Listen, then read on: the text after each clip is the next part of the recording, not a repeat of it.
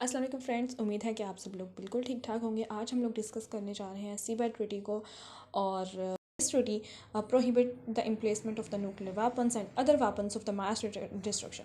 वो वाले वेपन्स जो मास डिस्ट्रक्शन करते हैं या न्यूक्लियर वेपन्स जो हैं वो सीबेट या ओशन फ्लोर पर या उसके इर्द गिर्द की जगह पर इन प्लेस नहीं किए जा सकते। उनको प्रोहिबिट किया गया है इस ट्रीटी के थ्रू। और जो मेंबर स्टेट हैं इस ट्रीटी की वो इनका इस्तेमाल नहीं कर सकती। They agreed and signed this treaty. They are not signed but also ratified this treaty. इसके बाद हम डिस्कस करेंगे इसके सिग्नेचर्स। ट्रीटी जो है वो साइंड हुई थी 1971 में और एंटर इनटू फोर्स की गई थी 1972 में।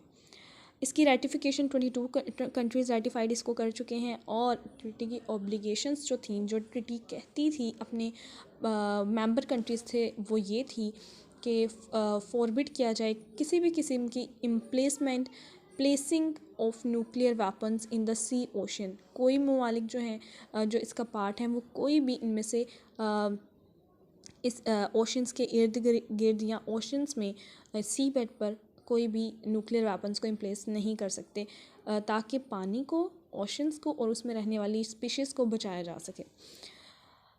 Then we will discuss treaty overview. इसका हम ट्रीटी को ओवरव्यू ले लेते हैं कि कैसे ये आई, क्यों आई, वगैरह वगैरह। 1960 में ये हुआ कि बहुत सारी कंट्रीज़ को कंसर्न हुआ कि ओशन को नुकसान है, क्योंकि टेक्नोलॉजीज़ ऐसी आ गई थी जिनकी वजह से ओशन के अंदर ख़तरा था ओशंस को। तो नेशंस ने इसके ऊपर सोचना शुरू किया कि क्यों ना पानी को बचाने के लिए कोई इकदाम उठाया जाए। Then for the safety of the oceans, US and USSR, जो कि उस टाइम पे सुपर पावर्स थी और कोल्ड वॉर का टाइम था, उस टाइम पे दोनों ने अपने अपने ड्राफ्ट्स पेश किए, जो कि बहुत मुश्किलों के बाद, एज़ हम जानते हैं कि दोनों आपस में दुश्मन है, तो बहुत ज़्यादा कोशिशों के बाद एक ड्राफ्ट, इन दोनों के जो सेपरेट ड्राफ्ट्स थे उनमें से एक फ़ाइनल जो ड्राफ्ट है वो अप्रूव्ड हुआ यूएन जनरल असम्बली के रेजोल्यूशन के थ्रू 1971 में, जिसके अंदर 104 कंट्रीज़ ने वोट किया था। और जब यूएस और यूएसएस ने जैसे ड्राफ्ट पेश किया तो 22 नेशंस ने इसे अप्रूव कर दिया और रेटिफाइड हो गई थी। उसके बाद रिव्यू जो है कॉन्फ्रेंस का, उसके बारे में हम बात करेंगे। ये जो ट्रीटी है इसके ऊपर रिव्यू कॉन्फ्रेंसेस की जाती थी। डिसाइड ये किया गया था कि हर 5 साल के बाद रिव्यू कॉन्फ्रेंसेस होंगी के ऊपर, इस ट्रीटी के ऊपर, इसको डिस्कस करने के लिए, इसके अंदर जो चेंजिंग्स करनी है उसके ऊपर। तो 1977 में सबसे पहले कॉन्फ्रेंस हुई, दैन 1983 में, दैन 1989 में। लेकिन फिर 1989 की कॉन्फ्रेंस में डिसाइड हुआ कि नहीं, इसके ऊपर डिस्कस करने के लिए कुछ है ही नहीं, इसको डिस्कस नहीं किया जाता। तो उन्होंने ये डिसाइड किया कि 1996 से पहले हम इसके ऊपर कॉन्फ्रेंस नहीं रखेंगे।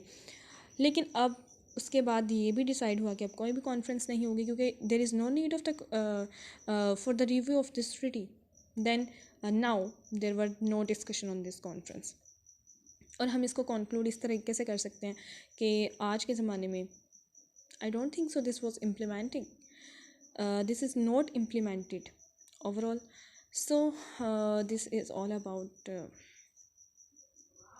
CBAT treaty that I will get information. I will thanks to you to see my YouTube video and stay tuned with my videos. Thank you.